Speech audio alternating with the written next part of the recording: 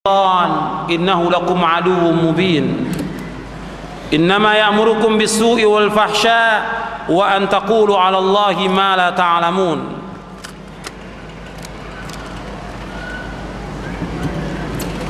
Dan janganlah kalian mengikuti langkah-langkah syaitan. Sesungguhnya syaitan itu musuh yang nyata bagi kamu. Sesungguhnya syaitan menyuruh kamu untuk berbuat kejelekan, berbuat kekejian, dan mengatakan atas nama Allah apa-apa yang kalian tidak ketahui. Ayat ini bisa juga dilihat dalam surah Al-Baqarah ayat 208, di surah An-Nur dan surah Fatir. Artinya kita jihad untuk membentengi diri dari serangan syaitan, dan tidak boleh kita mengikuti langkah-langkah syaitan. Dan Allah mengatakan bahwa syaitan adalah musuh yang nyata bagi kamu. Nah, sekarang untuk melawan syaitan bagaimana? Ya harus adanya keyakinan dan adanya kesabaran. Yakin dengan Islam ini dan kita sabar dalam memperjuangkan Islam ini. Sabar dalam kita menuntut ilmu, sabar dalam kita mengamalkan, sabar dalam kita berdakwah, sabar juga dalam menghadapi tantangan, sabar. Sebab dengan kesabaran ini, keyakinan dan sabar ini, maka Allah akan memberikan kepemimpinan dalam agama. Allah berfirman dalam surah As-Sajdah ayat 24, wa ja'alna minhum a'immatan yahduna bi amrina lamma sabaru wa kanu bi ayatina yuqinun. Dan kami jadikan di antara mereka pemimpin-pemimpin yang memberi petunjuk dengan perintah kami ketika mereka sabar dan dalam mereka meyakini ayat-ayat kami. Allah mengabarkan bahwa kepemimpinan dalam agama hanya dapat diperoleh dengan sabar dan yakin. Sabar itu akan dapat menolak syahwat dan keinginan-keinginan yang merusak, sedangkan yakin akan dapat menolak dari keraguan dan syubhat. Jadi sabar menolak syahwat dan keinginan yang merusak. Sebab kadang-kadang manusia ini dia mengatakan dirinya harus berjihad, tapi di balik itu ada keinginan dia mengatakan bahwa saya ingin kedudukan, saya ingin mendapatkan harta, saya ingin mendapatkan popularitas. Ini syahwat, maka disuruh untuk sabar. Yang kedua yaitu yakin terhadap agama ini, agama yang hak ini, untuk menolak dari keraguan dan syubhat. Jadi kita harus pahami dulu Al-Quran wa sunnah ala fahmi salaf. Bagaimana Quran dan sunnah menurut pemahaman ulama salaf tentang masalah jihad ini. Begitu juga masalah-masalah yang lain tentang akidah, tentang ibadah, tentang akhlak, muamalah, jihad. Harus paham benar. Kalau kita sudah paham benar, insya Allah kita nggak diragukan dengan syubhat-syubhat yang ada. Seperti yang sudah saya sebutkan dalam muqaddimah, itu saya bawakan syubhat-syubhat yang ada yang masuk ke hati kaum muslimin. Syubhat itu masuk ke hati kaum muslimin, dianggap itulah oleh mereka jihad. Maka harus yakin dulu dengan pemahaman yang benar bagaimana jihad yang syar'i menurut para ulama Ahlussunnah, supaya kita nggak salah. Sebab kalau kita salah seperti pemahaman Khawarij yang sesat, menghalalkan darah kaum muslimin, memerangi penguasa, mengkafirkan orang-orang yang berbuat dosa besar, atau seperti pemahaman Mu'tazilah yang mereka mengatakan bahwa orang yang berbuat dosa besar adalah kedudukannya di antara dua kedudukan manzilah bainal manzilatain, kemudian wajib memerangi penguasa yang ada. Atau seperti pemahaman Murji'ah, tidak berbuat apa-apa, tidak ada amal, cukup iman itu di hati. Ini sesat semuanya. Atau seperti pemahaman tarekat-tarekat Sufiyah atau yang lainnya. Maka harus pemahaman yang benar. Yakin dengan pemahaman yang benar ini, kita akan selamat dari syubhat. Yakini pemahaman yang benar ini, yakini bahwa pemahaman salah pemahaman yang hak, pemahaman salah pemahaman yang benar, satu-satunya jalan yang akan membawa kita ke sorga. Jalan ini yang wajib diikuti, selain itu tidak boleh diikuti. Dengan dasar firman Allah dalam surah Al-An'am ayat 153, Allah berfirman, wa anna hadha sirati mustaqiman fattabi'uh wa la tattabi'us subula fatafarraqa bikum an sabilihi dzalikum wassaqum bihi la'allakum tattaqun. Allah berfirman dalam surah Al-An'am surah yang ke-6 ayat 153, ini jalanku yang lurus. Jalan yang lurus ini jalan yang ditempuh oleh Rasulullah dan para sahabatnya. Fattabi'u, ikuti jalan itu.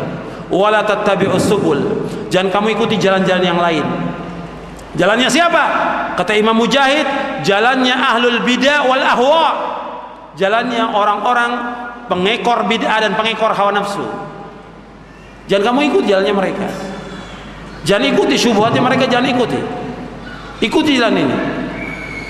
Sebab kalau kamu ikuti jalannya mereka, kata Allah apa? Fatafarraqa bikum an sabili. Kalian bercerai-berai dari jalan Allah ini. Berpecah belah, berkelompok-kelompok, bergolong-golongan. Dzalikum wassaqum bihi la'allakum tattaqun. Demikian Allah wasiatkan kepada kalian agar kalian bertakwa kepada Allah Subhanahu wa taala. Maka ini pegang. Yakin dengan pemahaman yang hak ini, pemahaman salaf. Kita kembali rujuknya kita kepada siapa? Kepada ulama. Ulama yang hak, ulama yang benar. Bukan kepada pemikir, bukan kepada orang-orang yang menangnya semangat tapi nggak punya ilmu. Bukan kepada orang-orang yang ahli politik nggak ngerti agama sama sekali, bukan kepada mereka. Mereka ketika mereka mengatakan ayo kita berjihad, untuk siapa? Untuk dia, supaya dapat kedudukan, supaya dapat kursi. Yang jadi korban siapa? Rakyat yang jadi korban. Jadi kita harus lihat kepada siapa? Kepada pemahaman para ulama yang hak.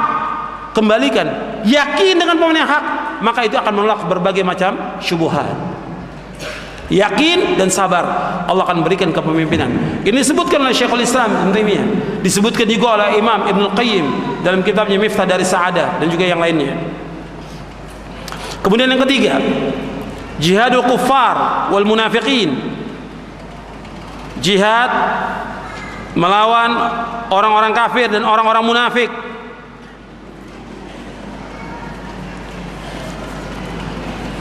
Pada jihad ini terdapat 4 tingkatan,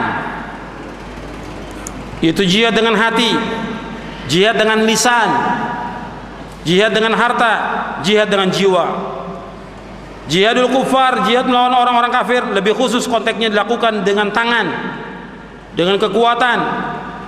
Sedangkan jihadul munafiqin, jihad melawan orang-orang munafik, lebih khusus konteksnya dilakukan dengan kekuatan lisan.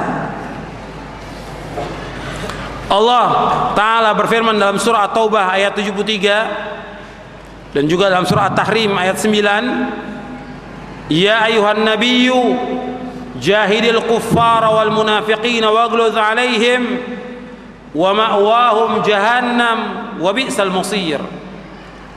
Wahai Nabi, berjihadlah melawan orang-orang kafir dan orang-orang munafik, dan bersikap keraslah terhadap mereka, tempat mereka adalah neraka jahanam, dan itulah seburuk-buruk tempat kembali. Ini melawan orang kafir, yaitu dengan tangan, dengan lisan. Jahidul musyrikina bi amwalikum wa anfusikum wa alsinatikum. Jihadlah melawan orang-orang kafir dengan harta kalian, dengan jiwa kalian, dan juga dengan lisan kalian. Kemudian yang keempat, jihad arbabil zulm wal bid'ah wal munkarat. Jihad melawan tokoh-tokoh yang zalim, pelaku bid'ah dan kemungkaran. Pada jihad ini terdapat 3 tingkatan. Dengan tangan apabila sanggup, apabila tidak sanggup maka dengan lisan, apabila tidak sanggup maka dengan hati. Sebagaimana disebutkan dalam hadis Nabi yang sahih yang diriwayatkan oleh Imam Muslim dan Ahmad, Nabi bersabda, "Ma min nabiyyin ba'athahu Allah fi ummatin qabli illa kana lahu min ummati hawariyun wa ashabun ya'khuduna bi sunnatihi wa yaqtaduna bi amrihi thumma inna takhlufu min ba'dihim khulufun yaquluna ma la yaf'alun wa yaf'aluna ma la yu'marun faman jahadahum biyadihi fahuwa mu'min wa man jahadahum bilisanihi fahuwa mu'min wa man jahadahum biqalbihi fahuwa mu'min wa laysa wara'a dhalika minal imani habbatu khardalin." Tidak ada nabi yang diutus oleh Allah pada umat-umat sebelumku, melainkan pada umatnya ada hawari, pengikut yang setia, dan para sahabat yang berpegang kepada sunnah dan mengikuti perintahnya.